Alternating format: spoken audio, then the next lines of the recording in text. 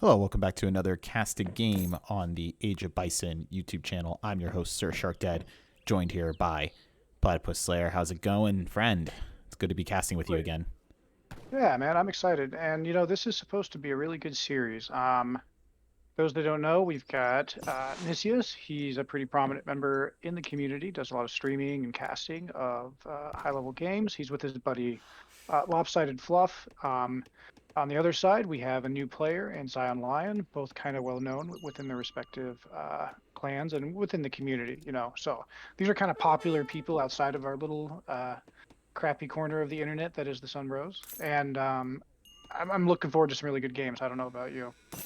Yes, I'm kind of hoping to expand my repertoire, as it were, in terms of getting into team games, and I know it's probably the most popular format as we were discussing before, and so it's been interesting to kind of see these guys go at it and see the dynamics of that. So let's go ahead and just take a look at the decks. Unless actually first you want to talk about this map specifically. Yeah, Baja California is probably one of the most favored maps out there for team games because it has a few choke points, it has plenty of res, it's got water. Um, and this actually allows a lot of strategies. You can do like a sneak dock in the back. You can go water. You can go for advanced trade post early. It's got two natives. Um, this really allows a lot of combinations. In 1v1, it's very popular, and I would say in 2v2, it's just as popular. Yeah, I think we've seen it in not only the 1v1 tournament earlier, but also now it's coming in. It's a very beautiful map. So I'm excited. And so let's go ahead and get into the action. So with Mexico, we're seeing a housing and market start and sending in the also popular Hacienda Wagon with two settlers. Let's take a look at the Mexico deck. Pretty interesting kind of coin orientated. hmm Mexico's economy is not the strongest after it's been nerfed several times since release. And so, team games tend to go longer. They tend to afford more greedy play. So it seems like Eric, realizing that Mexico's units are quite expensive, is set up to try to overcome that deficit. 2v2 C counter. So I would say pretty standard Russia stuff. Some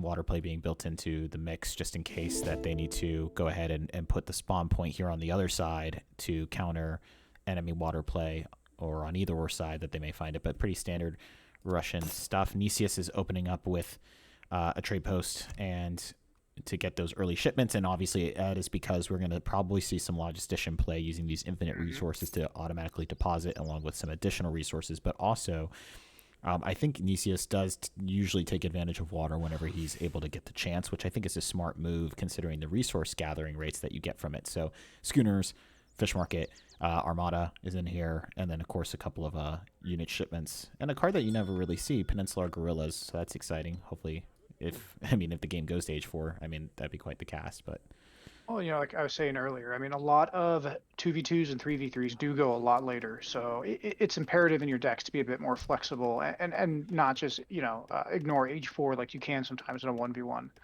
And this looks like a pretty standard Russia deck in general. It says team, but I don't really see any eco cards. So this is a Russia that's set up to brawl.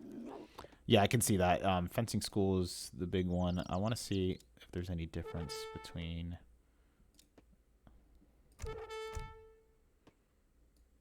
Sawmills and refrigeration. Yeah, and then Oh, quite a few unit shipment cards, including um, the extra ones in H2. Wow. Okay. all right, so we're Well, missing some of oh this shoot. action. So, Yeah. so Hacienda went out. So we saw that shipment come in. I'm gonna go ahead and switch to a new player right now. Blockhouse coming in. So I think what we're seeing on Zion's side for Team Zion, I think that is a logistician age up. So the logistician age up is going to give you the additional population space, right, in the blockhouse. Correct. Blockhouses now support 10 population, and it ships a wagon that turns into a blockhouse. So you get a free 10 pop blockhouse basically out of it. Right. Okay, so military wagon coming in from the Mexico player for a new player, deciding to drop down the stable. So typically with the team games, you're going to do mono comping. So whereas in a 1v1, you are responsible for your whole army, whereas in a 2v2, you can rely on your teammate to kind of make up the difference. So probably a lot of Chinako play, and then obviously the oh so popular Strelitz coming in. A little bit of siege action going on here on the trade post against Nicius on the side of Team Health. What's interesting here is that on Lopsided Fluff, Blockhouse is a bit put off from the center here, and then you can see Team Zion going for a very aggressive play. One stable, two Blockhouses immediately being dropped down. A lot of settlers being popped out and immediately going for that siege. But from Lopsided, we're going to see some Cossack action going on here, which is exciting.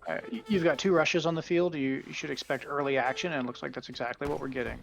But double stable. Even though he is going Cossack, he has double stable. So I don't know if we're going to see a purely Cav. I doubt it. But at least for the opening, it's going to be pretty interesting. So raid coming in here on the part of Team Zion against Nicius. See if he gets a Vil. He does get that one Vil coming down. Siege is still happening. I want to see... let's see what Fluffius and Nicius's response is, because this is definitely, well, that's an interesting choice. So he's kind of trying to do a hacienda boom sort of behind this, it looks like. But only the one hacienda on the field. Mm-hmm. Not sure. Maybe if he needs to transition late game, he has the eco to do so. More Chinakas coming out on the part of Team Zion. Pretty forward setter placement here. I mean, the blockhouse is protecting you, but that doesn't necessarily mean that you're completely safe. Okay, so let's take a look. Some skirmishes. Looks like we've got 2 shipments of Cossacks out for Lopsided Fluff, and here come the Hussar. And, something to think about is Russia is weak to heavy cavalry and mass because their Musketeers, as they're known as, are not the strongest. And those Chinako are just getting overwhelmed by Cossacks. So you would think Chinako, so Lancer units, the thing is that people tend to think that Lancer units are kind of like this kind of secret cavalry unit that you can use in a lot of matchups just because they have counter all infantry tag and they have the further reach and there's a lot of bonuses to them. But in a pound for pound matchup, the Cossack is just going to trade more cost effectively, especially if you can micro well. So, I mean, these Chinakos are going to come out, but these Hussar are just going to be able to, I mean, this is the tried and tested unit, of the game, I think. And even with 2 Cossack up against this Strelet mass, these Strelets are going to be able to put in work. So that's really going to put them on the back foot, I think.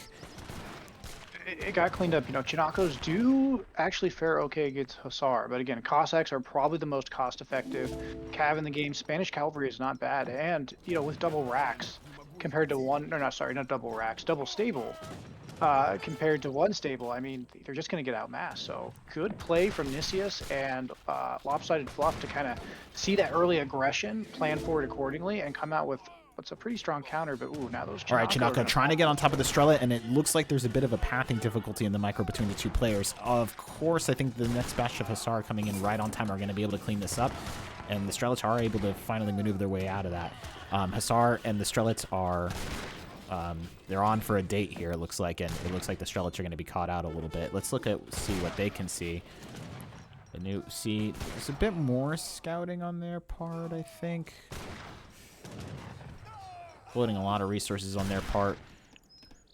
Probably some more blockhouses going down. So the thing is that it looks like he is relying solely on one house, right? So he's relying solely on these blockhouses for population. It's a very interesting choice. Well, basically what you do is you use the blockhouse to just zone off the entire map. It's age 2. Most civs don't have access to the highest siege units. Russia does not.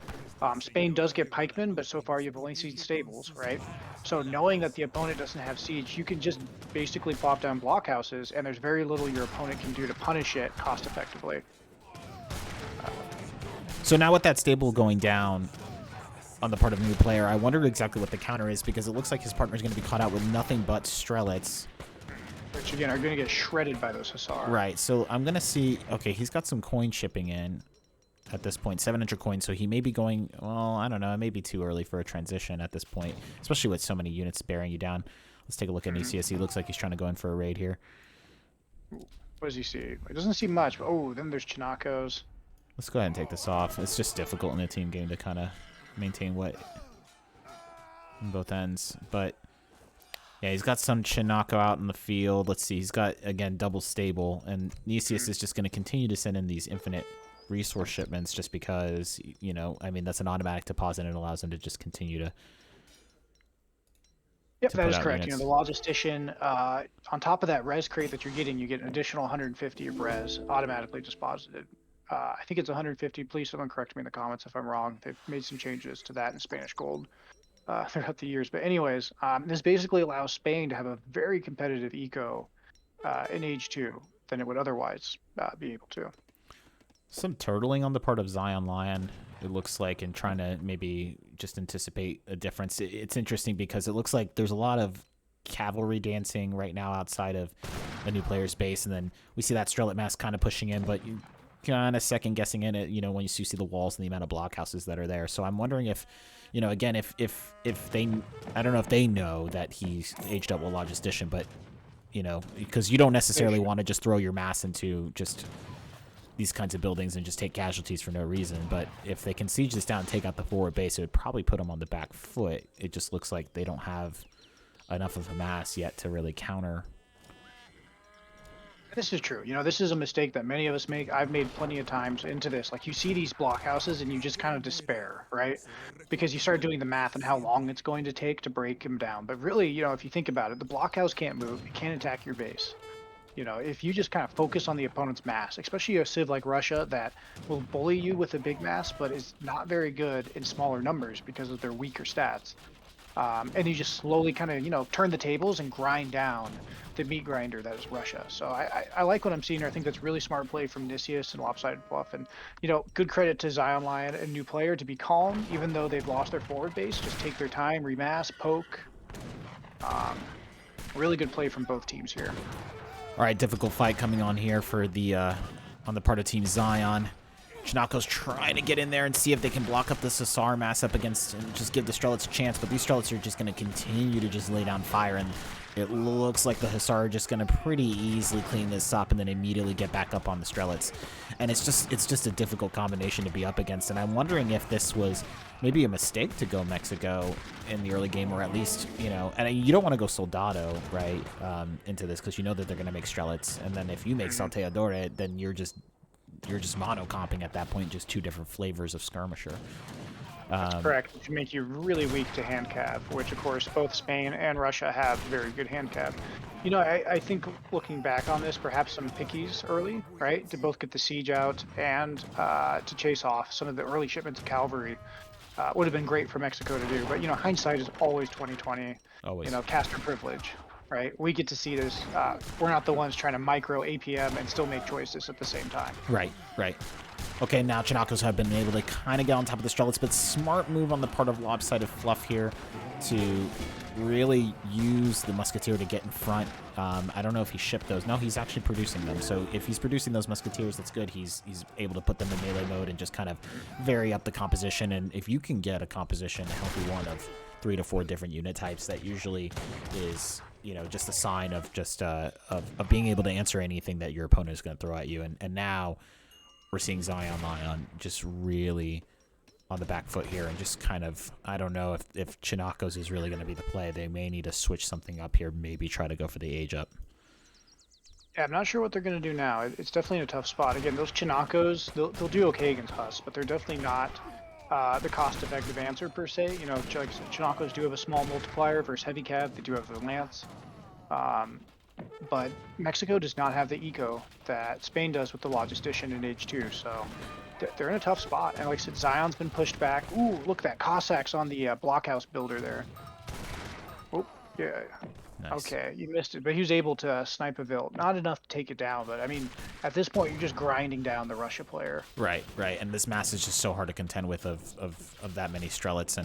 And now the thing is, though, there's a window of opportunity, though, that we have to talk about when it comes to Nicius, though, is that the Logistician will eventually slow down. Eventually, the XP rate, it catches up to you. You're not going to be able to get the amount of home city shipments that you're going to need to continue up with your shipments coming in, and you have to transition. And so at that point, if they can wait that out, then Spain will be the one that is struggling when you're up against that wall, so to speak. That is correct. Spain is on a timer, just like a lot of civs are. Age 2 play will only get you too far. And a new player is sending in sloops, the Mexico and United States version of a caravel.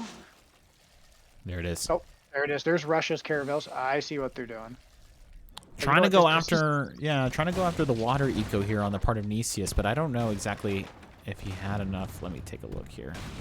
No, this is an overcommitment. Yeah. Again, hindsight's always 2020, but they just, despite being under this intense pressure, just sent, 2 shipments each to kill what, 6 fishing boats total, maybe? Yeah, Nicius was looking to send in even his 2 caravels just there for a second, and then he ended up canceling that shipment because I think he realized that that was maybe an overcommitment on his part, and he's just going to let that go, it seems. And then we're going to see, all right, it looks like a pretty decent mass fight coming in here. Mixture of Strelet, Musketeer, a lot of Hussar on the Spain part, and look at that. Ooh. And there it is. And I mean, if Good we're pull. But good like, pull. man, yeah. Oof. So Sorry. 45 settlers and just all of that just off coin. He pulls these 2, and regardless. Oh well, he didn't take as many out as maybe he could have. You idle the economy. Okay, and then he's assuming that the Chinaka are going to be able to get on top of these Strelets, but then immediately the Musketeers go into melee mode. Hussar will just get right on top of the Chinaka. Yeah, great micro here, and I'm going to say that this is a huge win. And look at that. Cossack Hussar coming in to just clean up on the last of the Strelets here, and they are completely pincered in this last fight. Just totally stuck. Yeah, this is basically the last stand, it looks like, for this mass, because that's a huge amount of resources. Right. You now have to basically concede map control because you won't be able to push anywhere. I think you're basically out of it. Like I said, you can't get the coin without being vulnerable. This might have been the final hammer. Good job by new player and Zion to keep massing, but... Right. At this point, you could just siege this out, honestly. I mean, why wouldn't you? It seems like they're kind of dancing a little bit more here, but very few Chinako that are on the field on the part of, on the part of a new player. And they have such a mass to contend with. And at this point, probably the resource difference is starting to really come into clear view, especially on the part of Lopsided Fluff that just seems to have so many troops right now on the field. There goes those Chinakos. I mean, everywhere they go, man. Just caught. Yeah, and it's rough. Like when you're in this position, you're playing as hard as you can. You're just kind of hoping for a break, and new players doing everything right. ZionLion's doing everything you're supposed to do in this situation. Try to buy time, send out raids, keep the opponent's mass moving. But given the fact that they still have no way of getting map control. And look at this, another huge raid. Another raid, yep. And what's, new player going to run his cav into this? I don't know if that's the right call at this point, but it does get the Cossacks to go back. I wonder if he sees this, Nicius. Ooh. And that answers that. Yeah, that's probably GG. Yeah, I would. Yep. And immediately. That's way too many. 40. And yeah, forget it. The GG is called. That was a pretty good series. That was a lot of back and forth. And I think it kind of shows you like how to handle early pressure. Especially in team games, 2v2s. There's typically the aggressor and the defender, right? Right. And when you have a forward base, it can be so tempting. I make this mistake all the time where I just like beat my head into the brick wall, trying to siege down all those blockhouses, and all it does is waste time, right? That I could be using to kill the opponent's mass, waste my res as my units just get picked off, and allow the opponent to look at my comp and pivot. These guys, I think, did a great job of just fighting under those blockhouses, but making sure the opponent's mass was down. What are your thoughts? My thought is don't pick Mexico. I just think that there are some civs that are probably better suited for team games. I think that I think Russia is one of those. Obviously, I think Spain is so versatile it can be if you want it to be. Mexico, I think, is a bit weird. Now, of course, there's going to probably be somebody in the comments or something like that that's going to say something along the effect of, well, if you do these specific things, then Mexico can be anything that you want it to be. And sure. But maybe, when you're thinking about selecting, what's going to be your play, so to speak, in terms of, when you're thinking about compositions, right? That Russia is going to want to mass Strelets, and why wouldn't you want them to, right? But, and then at the same time, exactly what is Mexico's play to complement the Strelet mass? And Chinako, being a Lancer unit, that's fine against infantry, but it's a little bit more expensive and it lacks the versatility of the Hussar. And I agree. And so I just think that, I think a new player played really well. You can see in terms of I think, in terms of resources gathered, really strong economic showing. Obviously, Nicius is going to have these bumps just because of the logistician. Mhm. But I think he did what he needs to do. Like you said, I think these players were, top of their game, but you can just tell that I think that in just terms of the compositions of what they were going to be going up against, a bit, maybe a bit too much. And maybe perhaps it would have behooved ZionLion to, incorporate those musketeers just like Mhm. Lopsided did. But hindsight is 2020, obviously. Right, and macroing can be a bit tricky. I will say for Mexico, like going picky, for example, would have really helped. Right. Like thin out those Hussar hordes up. By I picky, I agree. mean Insurgente. For those that don't know, and or even although I'm not a fan of it per se, but like you could always go Central America and get Falcons out. Hmm. There's a lot of things Mexico can do, but I agree with you. Like the composition, like you basically are going anti-infantry, and after a while, you realized very quickly that cav was a huge, component of your opponent's mass, and sometimes it's too hard to shift, and that's Age of Empires 3. Sometimes you can have two equal players and a decision that one makes at the beginning, right? And it's in the blind, like Hmm. no one really knows what the other person's doing. You can scout. Which you should be always scouting the opponent's base. Both players did that, but you don't always see everything. You make a decision and the game's almost, I don't want to use the word decided then, but you're suddenly put on the back foot. And that's just the flip of the coin that happens in really any team game and in really any RTS. So good job by everybody. Like I said, good job for Nicius and Fluff for having calm composure in the face of some pretty serious aggression, having a good plan and executing it, right down to not overcommitting on water, knowing that their opponents had anti-water cards. Right. um, Right. Really clean job. And ZionLion and a new player. Now the series is tied 1-1. I know someone's probably going to ask for global bans. I don't believe they did any. I think Lakota was probably one for the global bans because Lakota's been globally banned. I think Right. Right. almost every single time. And I don't know the other one. I don't have that information in front of me, but now they're going to go into a game 3. If you liked this, we are probably not going to cast the second one because there's about 8 series and we're trying to give everybody an opportunity to shine. So if you want to watch the thrilling conclusion, and I will say it is quite the game for game 3, feel free to join our Discord. The link will be um, on the bottom, and we have the recorded game saved there, of course, until the next patch deletes it from the history books. Thank you guys so much for listening. Go ahead and hit a like and go ahead and subscribe if you're liking the content that we do. Help us expand the gaming community for this awesome game. Thank you so much, everybody. Have a great day. Later, guys.